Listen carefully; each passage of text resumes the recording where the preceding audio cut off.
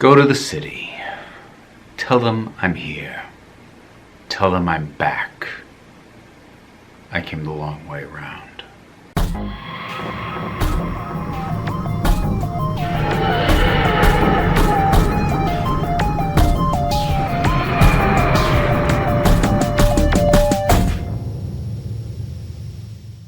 Okay, here's the one that you've all been waiting for and I have been dreading. Hell Bent. Now, I suppose I should set expectations. This is probably not going to be as shouty as some viewers were probably hoping that it would be, given that the last time I talked explicitly about this episode... Oh, f*** you, Moffat. Yeah, I got a little worked up. But the thing is, this time I came in with my analytical brain in place. I was trying to figure out, what is this? Why is this? And why does it not work? Because even coming in at my most open-minded, having watched and gone out of my way to look at all the build-up that came in the series up to this point, building to the decisions that are made in this, and it still doesn't work. Well, I gotta figure out why not.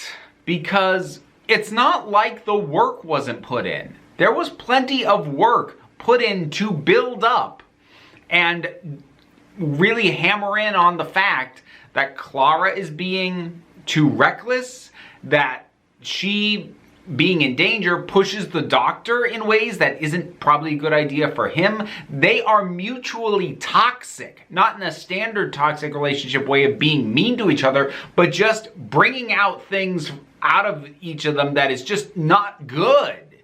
So that was done, and with that legwork done, this should work, because the heart of this, the core of this, is what extremes is the doctor willing to go to in order to save Clara? Oh wow, that's pretty bad. Maybe somebody needs to put a stop to this.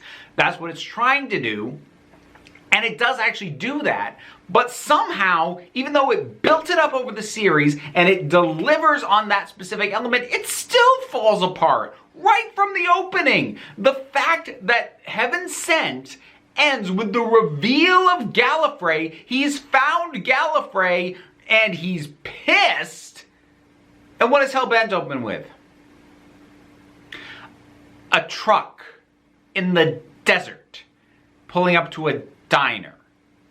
This does a lot to diffuse the inherent tension and the anxiety and the ooh, what's gonna happen-ness. This is why 95% of the time, at least 95% of the time, no story benefits from a flash forward.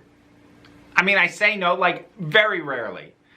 But I cannot think of too many stories where it benefits that you jump ahead to later. Because you lose the momentum, you lose the tension, and yes, there's a delay between episodes anyway, so there's gonna be a lull, but completely shifting gears like this, I'm completely out of the headspace you put me into from Heaven Sent, which, honestly, here's a weird thing. You know what would make Hell Bent work a lot better? If Heaven Sent didn't exist. And I don't just mean that because of the natural comparison that they are the episodes immediately next to each other, so almost anything's going to look bad in comparison to Heaven Sent. No, I mean that what Heaven Sent is doing and what Hell Bent is doing are inherently at odds, fundamentally.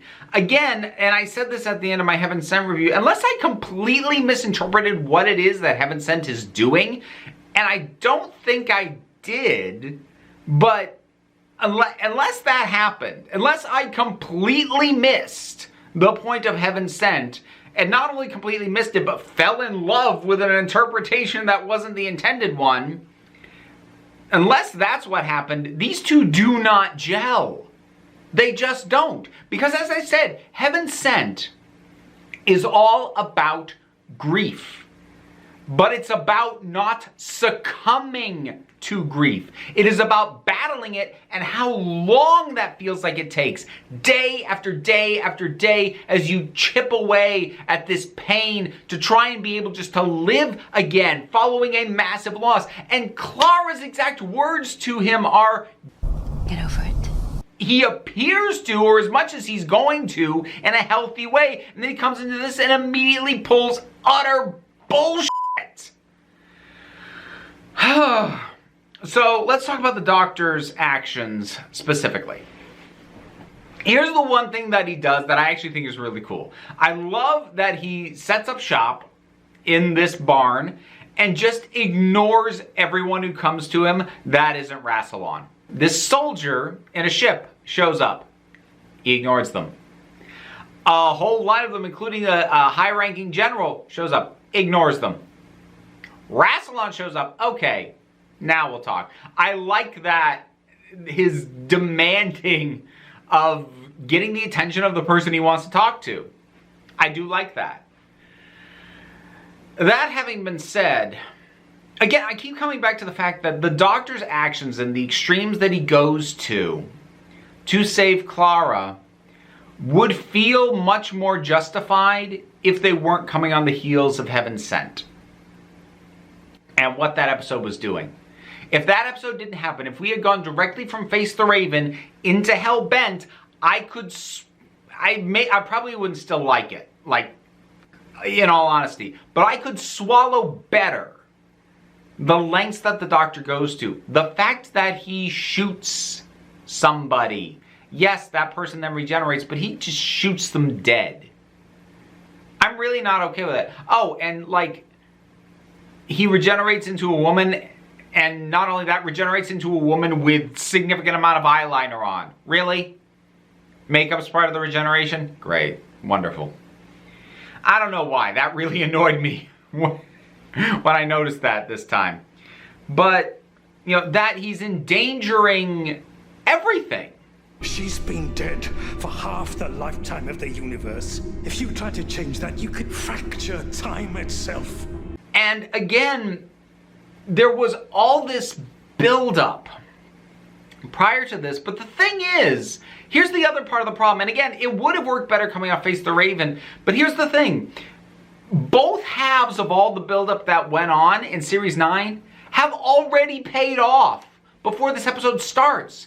Clara's half pays off in Face the Raven when her decisions and her attempts to be like the Doctor get her killed, and the Doctor's half of it, dealing with the fact that he had wrapped up so much of himself in her specifically, and how much he just wanted to quit and lay down and die when he realized that she was gone, but he still has to get up and keep carrying on anyway. That was all dealt with in Heaven Sent, so we've dealt with both halves of the equation and everything already feels paid off, and then we have Hell Bent trying to repay off the same stuff in a different way after we had very satisfying payoffs for all of it. I don't get it. Like, and like, I mean that legitimately. This is now the third video I'm devoting specifically to this episode. I still don't get it. And I don't mean like I don't get what the episode is doing. I think I do, but I don't get why you would do it if you already did the stuff that happened in Face the Raven and Heaven Sent. Why would you try and do this? Why would you try and do this story that is all about the extremes the Doctor is willing to go to and how he's completely off the deep end about this one person? Wause this doesn't flow. And I also have fundamental philosophical issues with that. Because, and I've brought this up before, this was what I yelled about. I'm not as harsh on this as I used to be, but there's still an element of it there, which is this whole bigging up of Clara. The Doctor has not done this, or anything close to this, for any other companion, including ones that have died. He's never been willing to go to these lengths. And part of what that does, intended or not, is imply that Clara is somehow more important than every other companion who has ever traveled in the TARDIS, because he didn't do this for anyone else. Now, I say I'm a little lighter on that than I used to be, because I hammered on that. And I'm not entirely convinced it's intentional. I do think that Stephen Moffat fell in love with his character. I absolutely do believe that. But I'm willing to accept the possibility that he may not have been deliberately trying to make her the most important companion in the history of Doctor Who. However, that is still implied by what's going on. And this is something that I've run into with Doctor Who and with other stuff as well, where the writers don't think through the implication of what they're doing. And sometimes it's the implications that piss me off. And that's kind of the case here. But, like I said, I'm not going to hit that as hard as I have before. But it's in there. And it's one more thing that's in the mix. And then, here's what's really bizarre to me. If you're doing that story, the story of the Doctor going too far to save someone who died and accepted their death, why are you also tying off the rediscovery of Gallifrey and Rassilon?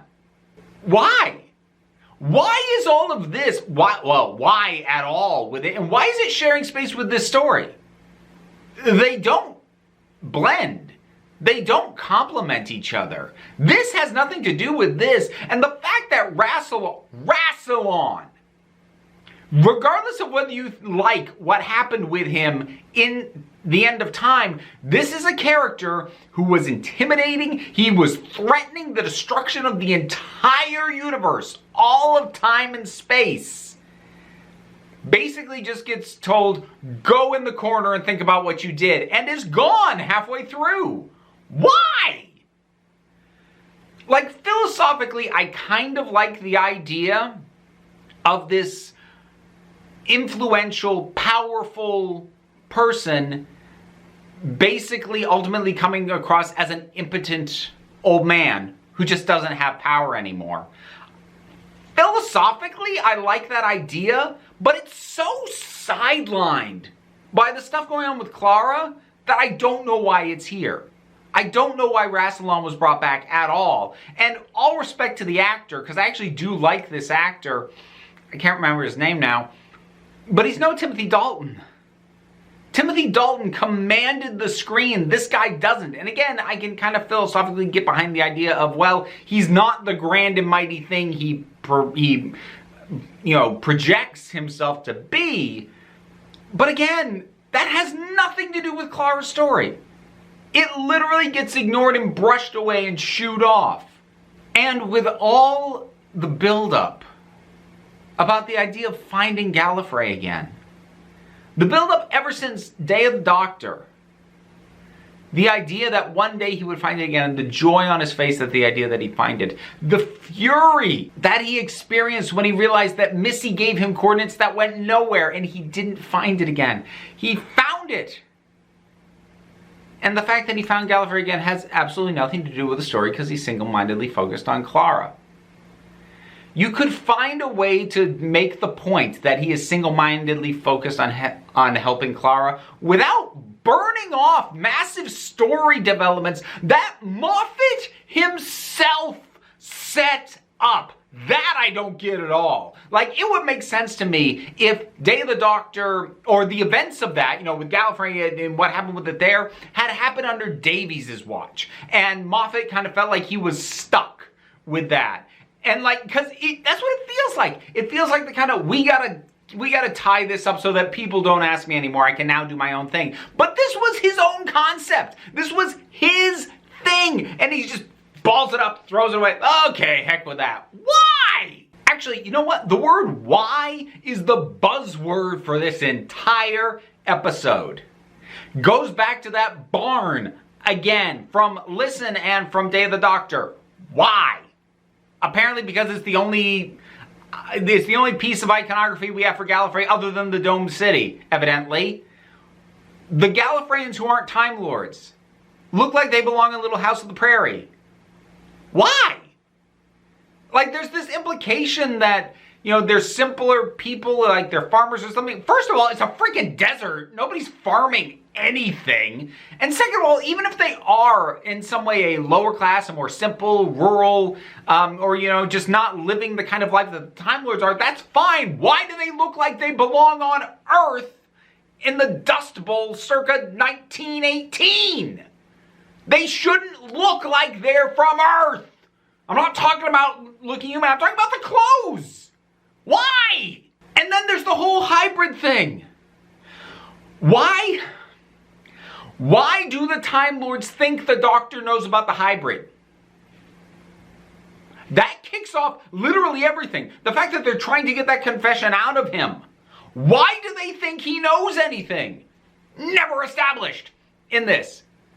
It's not even firmly established that the Doctor does know anything about the hybrid. Now that does somewhat get addressed, and it also answered another question that I had, because I have not rewatched this for a long time. You can imagine why. So, the Doctor admits later on that he has been playing them basically as soon as he realized he was in a confession dial. He had been letting them believe that he knew what the hybrid is, because if it was known that he didn't, they might never let him out. So he had to hold on to that and pretend like he knew, and then, you know, play his cards really close to his chest until he could get to that room, the whatever the heck they called it, so that he could pull Clara out of her time stream. So that was his goal the entire time.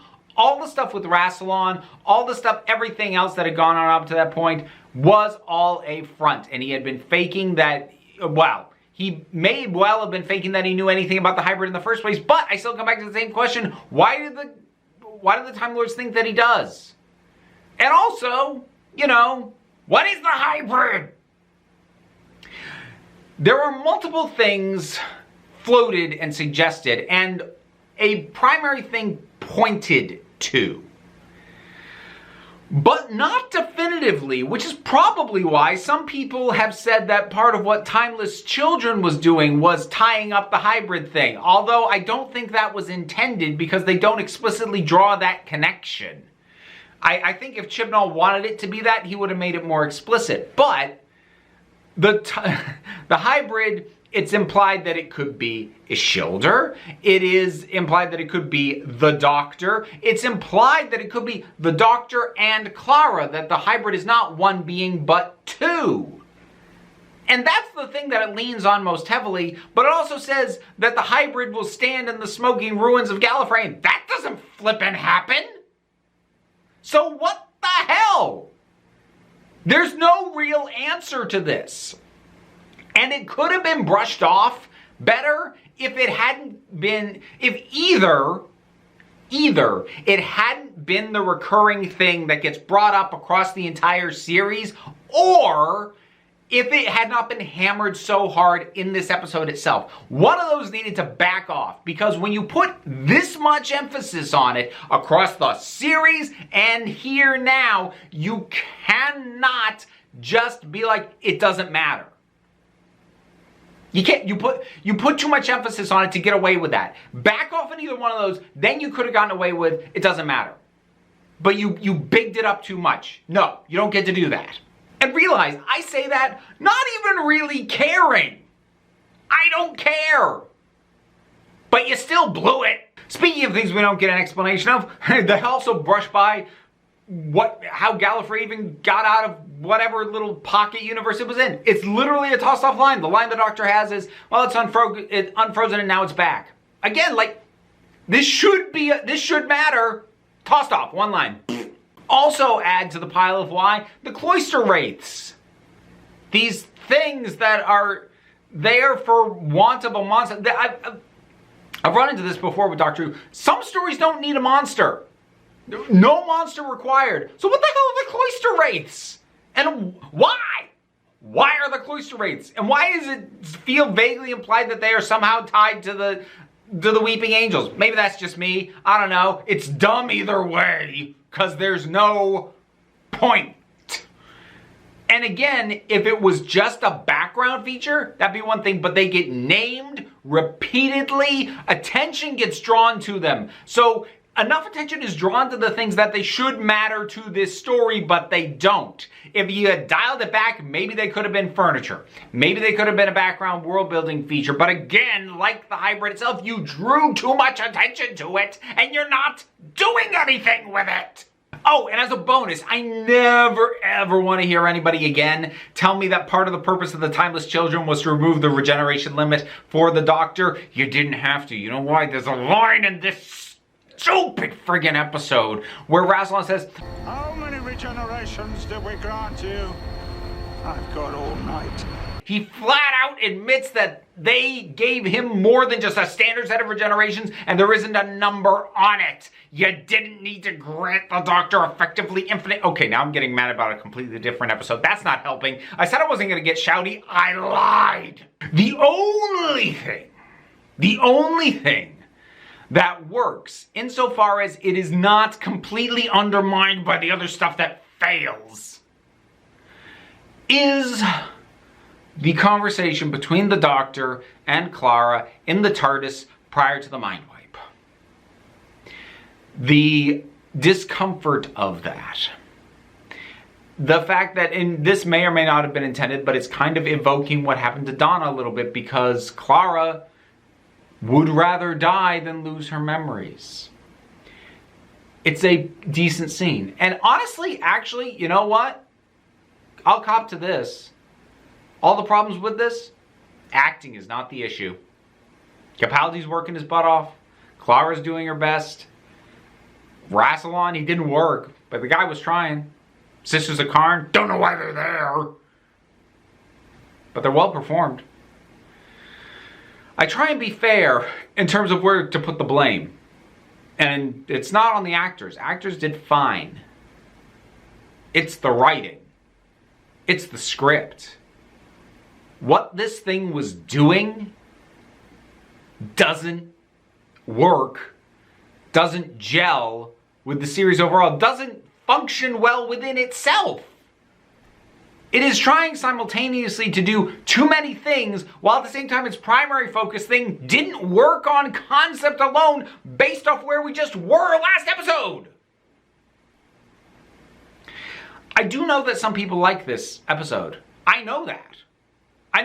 They show up in my comments. They've explained to me in the past what it is they like about it. And I've tried to understand that. And I can even understand some of the things they say. But nothing I have ever heard in defense of this episode negates the issues that I see. It is a tonal mess. It doesn't flow well off of Heaven Sent at all. It doesn't pay off the season-long stuff. Not any better than the previous two episodes did anyway, at least as far as the emotional stuff goes. And the logistical stuff, it doesn't even pay off at all. It doesn't properly pay off Gallifrey, not in a way that's satisfying. It brings back Rassilon in a way that has zero catharsis whatsoever. It doesn't properly pay off the whole idea of the hybrid. It just doesn't work. It doesn't. If it works for you, then I'm jealous. Because I don't like getting this worked up. I know you folks do. You get entertainment out of it. It's not actually fun for me to hate things. I don't enjoy, especially an episode of a TV show that I love. And an episode coming off of one of my favorite episodes of New Era Doctor Who. And I hate it. I hate it so much.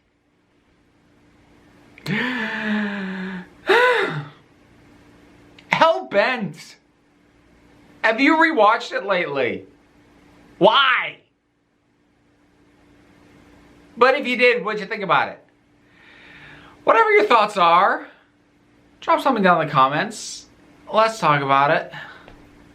Bunch of stuff to do. Like, share, subscribe. I have a Patreon. If you want to help pay for my therapy, that'd be greatly appreciated. Links to other stuff. I've got merch and usual things, whatever. Links in the description.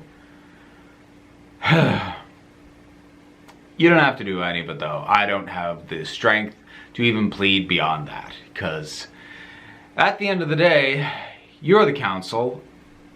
I just run these meetings. And until next time, this council is adjourned. Ugh.